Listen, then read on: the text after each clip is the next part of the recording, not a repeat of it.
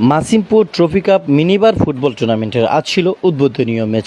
উক্ত উদ্বোধনীয় ম্যাচে অংশগ্রহণ করেন এভারগ্রিন স্পোর্টিং ক্লাব বনাম বাজিত একাদশ।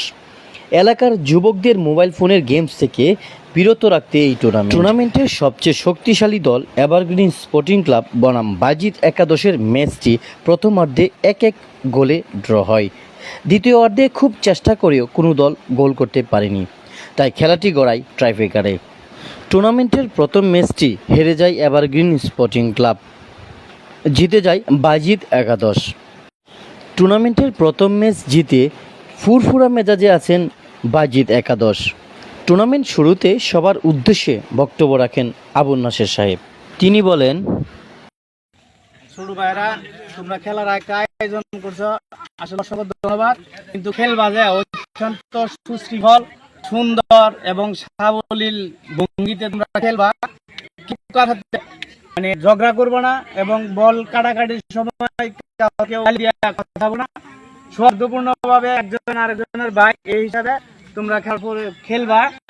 এটাই তোমাদের কাছে আমার আবদার। কিছু তো করার নাই, কিন্তু খেলা যাতে সুন্দর হয়, এই সুন্দরটা বজায় রাখার লাগে তোমরা কিন্তু ঝগড়ায় লিপ্ত হবে না।